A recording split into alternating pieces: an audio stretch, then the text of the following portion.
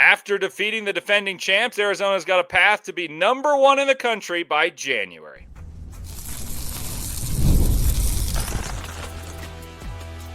You are Locked On Wildcats, your daily podcast on the Arizona Wildcats.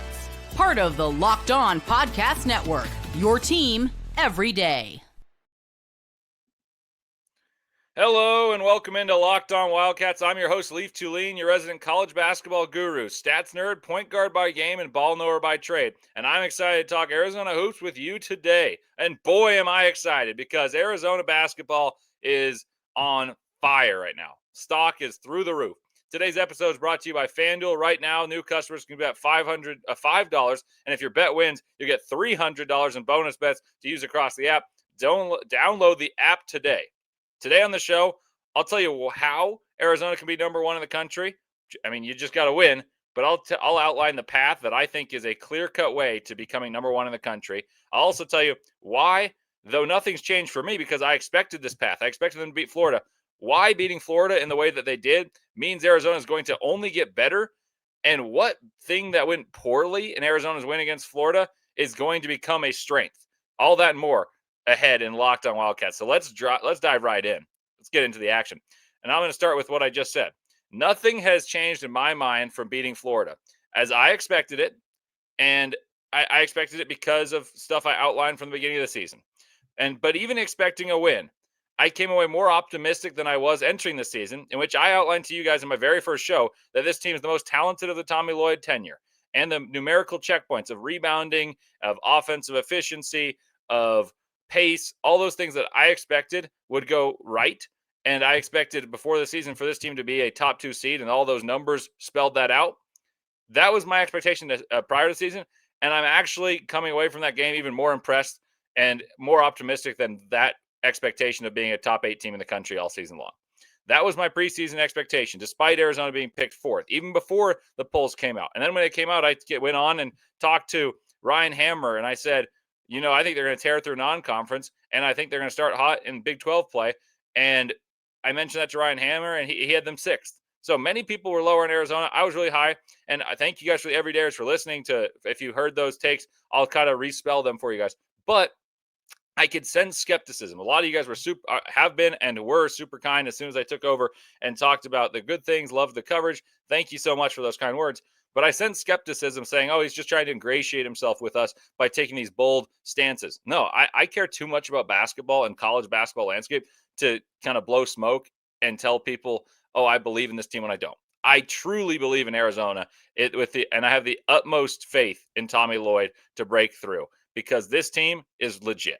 So, like I said, little has changed, but I expected Arizona to beat a Florida team. But, and this is a huge but, Jaden Bradley killed the guards. He didn't just win. He killed the guards, and that's exactly what was needed for Arizona to raise their ceiling, is how good can Jaden Bradley be to really believe in the excellence of this team. I talked about this in a previous episode. If he's the guy that is the most important player on the team, he is the actual X factor. There's little things like, oh, can you in rebounding? Can you shoot well enough? No, but a player that is the X factor is actually a guy who might be an All-American in Jaden Bradley.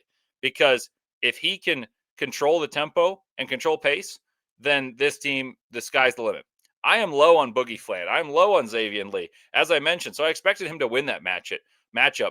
But you cannot expect a player, no matter how good they are, to do what Jaden Bradley did from 67-67. Florida had momentum. They're the defending champs.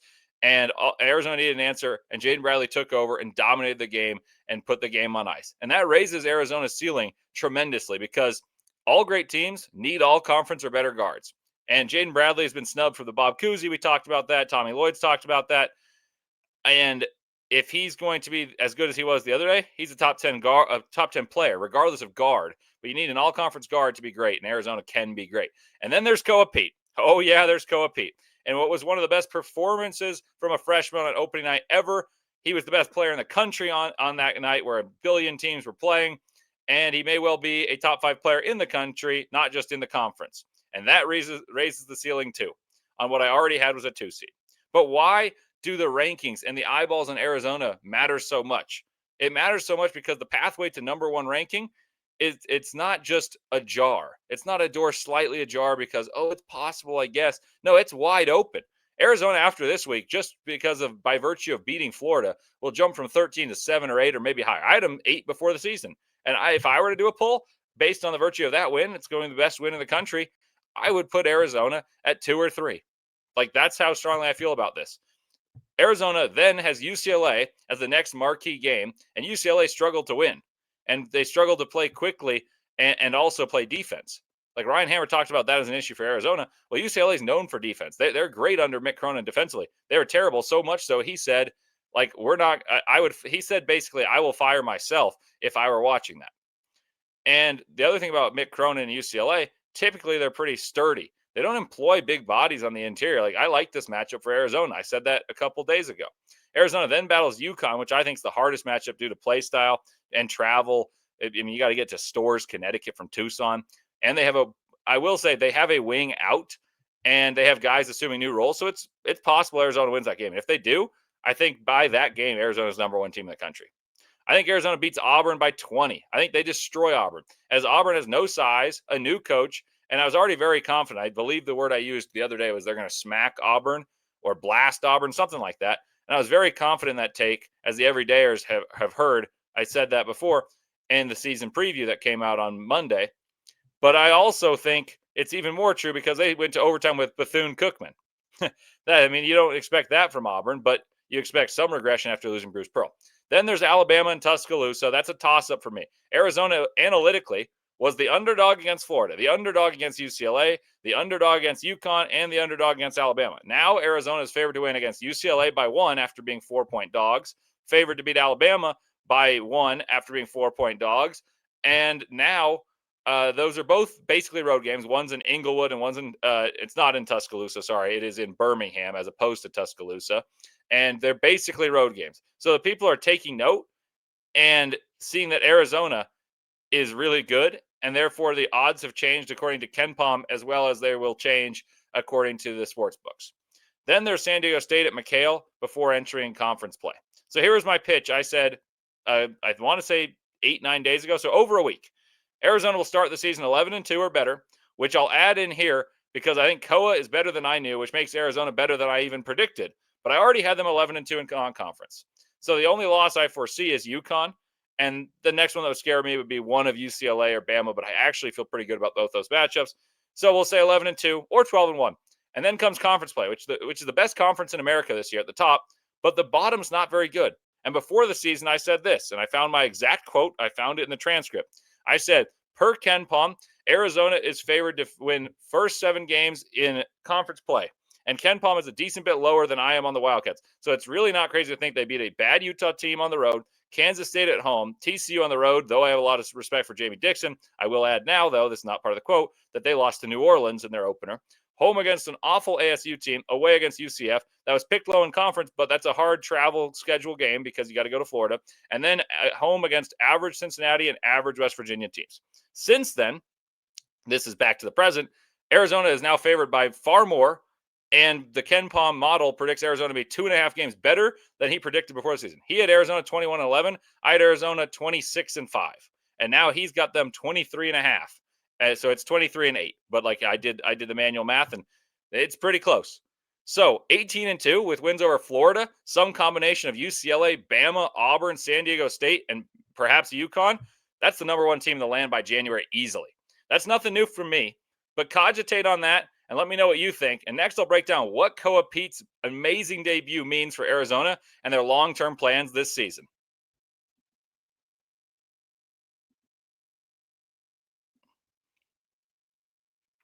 When the opening whistle blows on a new repair, get your crew moving forward with Supply House. Order today and see parts on your doorstep tomorrow. Over 280,000 plumbing, HVAC, and electrical items from the most trusted brands in the business. Their real-time inventory and honest lead times keep you from punting projects, while their industry-leading customer service always has your blind side covered. Need parts fast for a project? Supply House has next-day delivery. Talk about a game changer. Join the Trade Master program today and score serious perks like priority shipping, lower prices, and a dedicated support line. Visit supplyhouse.com to sign up for free and use promo code SHCollege5 for 5% off your first order. That's supplyhouse.com. Real people, real service.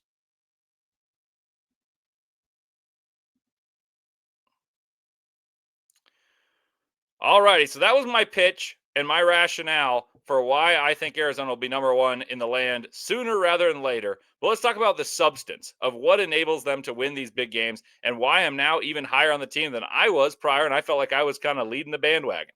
Koa Pete is a machine. Koa Pete is a bona fide stud, a bona fide winner. And I said this the other day when laying out the foundation, when describing why I think Cam Williams or Cam Holmes, both recruits in the Phoenix area. One of them is a top 5 recruit, the other a top 30 recruit. Both have Arizona in their final 3. And Cam Holmes, younger brother Duron Holmes from Dayton, is going to make his decision November 9th. But I said in that podcast that in laying out the foundation for Arizona, Koa Pete is the game changer because he can tell future recruits like Cam Williams or Cam Holmes to follow and see the vision that Tommy Lloyd has, putting Koa Pete into positions to have the ball, still play winning basketball while being creative and not playing show-off ball. That's what all these guys want to do. They want to showcase what they can do, but also win. And Koa Pete perfectly enabled to do that by Tommy Lloyd, and Koa Pete has the recruiting pitch on a platter for future Arizona Wildcats. So let's go back to Koa. He wins. He's completely unselfish. He's tenacious and dictates everything for Arizona, offensively, defensively. But let's start with offense. The short roll touches he gets are unstoppable. And for those of you who, I'll back myself up a little bit because I can get into the nitty gritty pretty quickly. For those who don't know the terminology, the screener, so a short roll is when Koa Pete would be the screener, and he receives the ball at the beginning of his roll, usually a step or two away from the free throw line or at the free throw line via a pocket pass, typically from Jaden Bradley. So he sets the screen, and he's at the beginning of his roll, and it's a bounce pass to him, and now he gets to survey the floor with an advantage. It's usually a numerical advantage. It could be a 3-on-2, a 4-on-3, and Koa Pete gets to make the decision. Am I going to go score, go to the rack? Am I going to drive and kick? Am I going to drive, spin back, and shoot that midi? And he made all the perfect decisions in the game. He went 11 of 18 against a very formidable defense. And I think he got tired at the end of the game, and he was fantastic throughout. And then from there, at that vital position, at the nail, at the free throw line, he initiates the offense. And he is Arizona's best facilitator. This is where I draw back to my initial comparison I made about Duke. But more specifically, how this could be a special team because they have a guy that no one can guard. And he has the cognitive processing ability to complement his physical gifts, but not only to dominate every game by physically dominating and scoring, but they put him in the middle of the attack and he can score, but he also makes everyone around him better. He and Cooper Flagg are very rare in that sense that they can do that. They're not 1-1. They're not exactly the same, but both compete like madmen, play both sides of the floor, see the floor, and know how to play aggressive when to take over the game, but also help their teammates get great looks and play winning, unselfish basketball. And they play the position that is the most vital. Like the championship teams have an advantage at power forward because they play mismatch basketball. And Koa Pete and Cooper Flagg are two of the best there's ever been at it because this is the modern basketball world. It's not the modern NBA. It's a little different. And Koa Pete's NBA game may be a little different because he scores a lot from 15 feet and in. But in the collegiate game, he and Cooper Flagg are similar because they dominate with their traits. They dominate with their intelligence. They make everyone better. They make the right plays, and they're impossible to guard at the collegiate game. And so what makes him impossible to guard, right? He isolated against Condon, and he in the isolation, he killed Alex Condon, who was a first-team All-American preseason, and one of the few guys in the entire country with the size and strength to move laterally with Peat and not cede size nor speed. Peat has fantastic feet that are both fleet of foot and also strong and patient. And he actually reminds me a little of Carlos Boozer. I heard Bruce Pearl say he reminds him of Cam Boozer. But as a Jazz fan, I watch Carlos Boozer all the time. And the power of his feet, like he would drive in, stay low, and have this trademark where he'd scream, "And one!" at the top of his lungs. And he would score with either hand, and he'd put his shoulder into someone else, but he'd explode into a 2-footed stop, whether a jump stop or off of a pivot, and then explode and extend and score. And the patience with which he does that, as well as having that turnaround jump shot that is so pure, it's so savvy, it's well beyond his years, and he'll be exceptional all season. And I'm only even more bullish about what he can do because once teams start to bubble, yeah, Arizona will have to hit some threes. We'll talk about that in future episodes. But I think once teams start to double, Pete's going to dice them up, and Peat will lead this team in assists. And if he doesn't, it'll be Jaden Bradley on feeding Pete short rolls, and he'll just score all of them. I expect Peat to be 4.5 assists per game. Like, he's that good at passing the ball. And if Arizona short rolls Koa Pete and they have Mo Krivas in the dunker spot and spacers on each side, watch out, world. Number one offense and number one team in the country are both very, very well in sight, because he is the key on offense, but he's also the key on defense. And this defense is quite good as well. And his switchability on the perimeter enables them to guard in a way that very few teams can do, because most teams, if they have a switchable guy, they don't have the size the rest of the way. They're sacrificing size. Arizona's enormous, and he can switch. He can block shots. He can bang with the big bodies. He can block shots at the rim as a secondary rim protector. He can get steals in passing lanes and take it coast to coast. He's that special. And the processing that he has enables me to believe that his growth is going to continue throughout the season. That was not the best performance of the year. It may be in terms of like the marquee stage and everything, but I think he's going to get better, and it's going to be so productive and so consistent that as he gets better, everyone else around him is going to get better, because they understand he's going to make them better. And I knew before the season that this team was going to be good, but he's so good already, and he's only going to get better. So this team's going to soar, and they're going to soar up the rankings. And I think they'll be the number one team in the country sooner rather than later. I have two more reasons that I believe this Arizona team will not only reach number one in the poll, but can get better tangibly than they already were in beating Florida, the defending champion, number 3 ranked Florida Gators. And one of them should be particularly encouraging. All that and more straight ahead on Locked On Wildcats.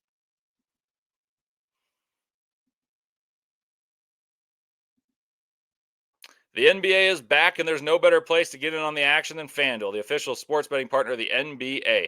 Even if you missed the start of the game or want to ride the hot hand, FanDuel has live bets on everything from who will score next to fourth quarter comebacks. Plus, you can even combine your live bets into a same-game parlay for a shot at a bigger payout. It keeps every game exciting, especially when your team's making a late push. Right now, FanDuel is giving new customers $300 in bonus bets when your first $5 bet wins. So head to FanDuel to sign up and play your game with FanDuel, the official sports betting partner of the NBA.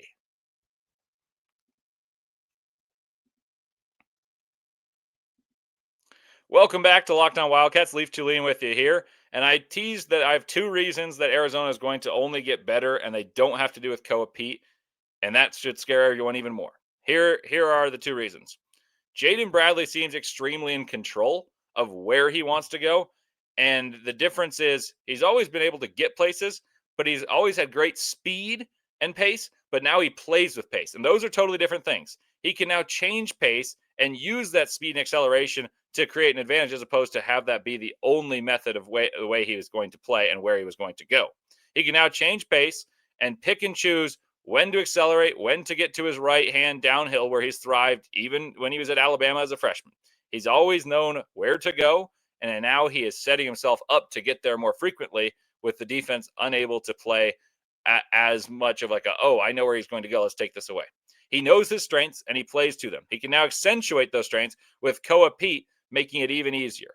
Koa Pete makes his job so much easier because Bradley now has less responsibility as a passer and a decision maker, so there's less of I need to get here and so I can create, and I think that's his weakness. I think he over dribbles at times, and it gets difficult when you're underneath the hoop to see people. Now the decision's clear. Let's come off this screen and either get to a spot, probe, hit a pull-up jump shot, get all the way to the rim, get to the right hand when someone sets a Gortat screen and clears out the paint and seals. Krivas did that very well in that game, as did Florida's bigs, but I digress. That's the basketball nerd in me.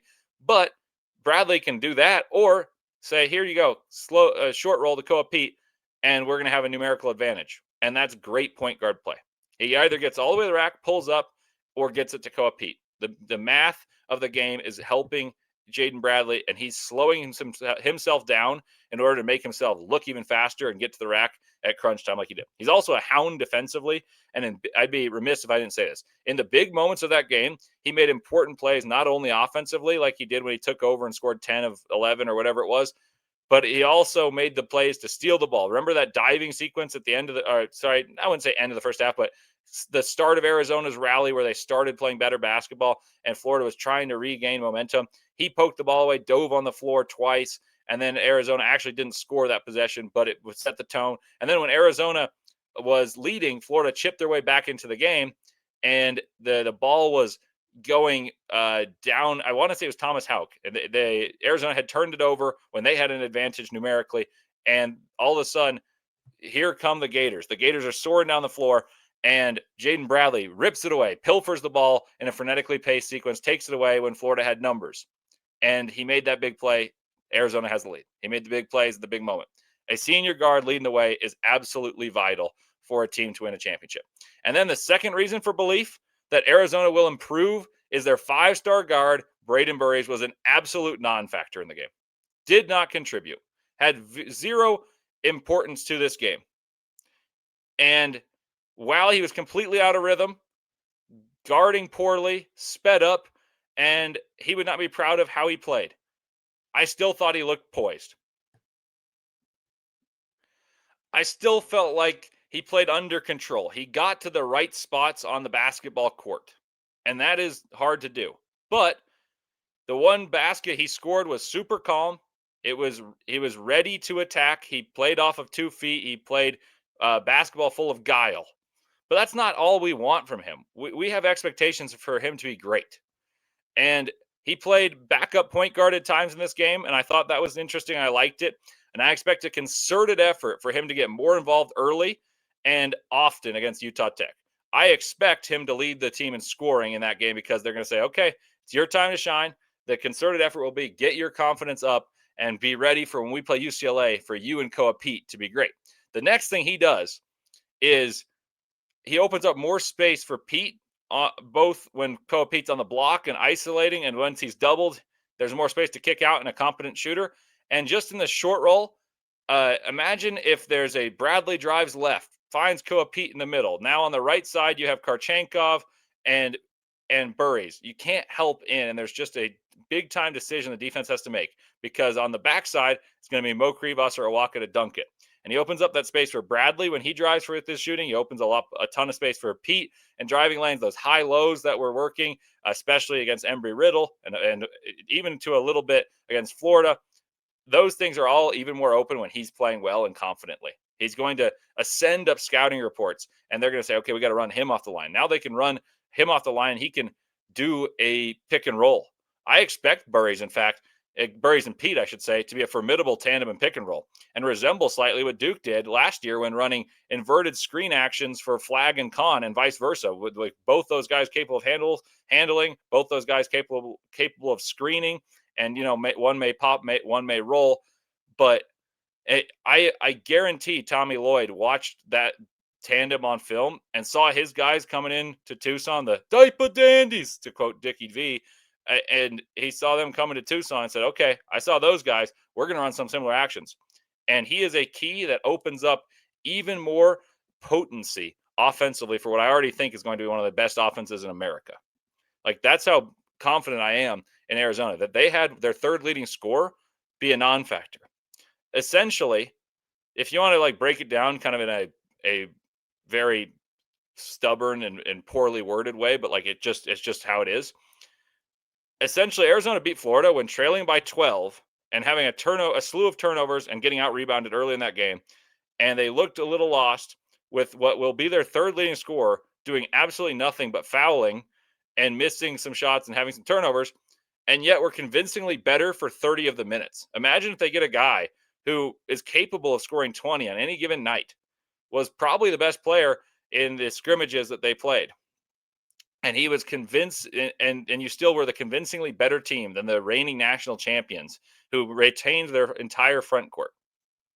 I have serious belief that this is Tommy Lloyd's best team, and Braden Burries unlocks an extra gear that Arizona was yet to even explore, even at their best stages against Florida. And they're already a top 10 team in Ken Pom offense. They're already a top 20 defense. Those things I think are going to only ascend, maybe only marginally because you can't move up that far. But if you're top 20 in those, you're a Final Four team. And if you're higher than that, you can be the number one team in the nation. So I expect Arizona to get better because Koa Pete is going to rise up scouting reports, and he's still going to dominate, and he's going to make the right decisions. His teammates will get better, and there's going to be a slew of confidence after beating the reigning champs. I have serious belief that this is Tommy Lloyd's best chance thus far. He'll have plenty more. And I also think seeing Braden Burries, seeing Koa Pete gives Tommy Lloyd many more chances because guys like Cameron Williams, Cameron Holmes, and many more to follow are going to go to Tucson. Well, thank you guys for making Locked On Wildcats your first listen today. For your second listen, check out Locked On Big 12. Drake Toll breaks down the most exciting conference in college sports, from the rivalries to the championships and every game in between. Find Locked On Big 12 in your YouTube or wherever you listen to podcasts, part of the Locked On Podcast Network, your team every day.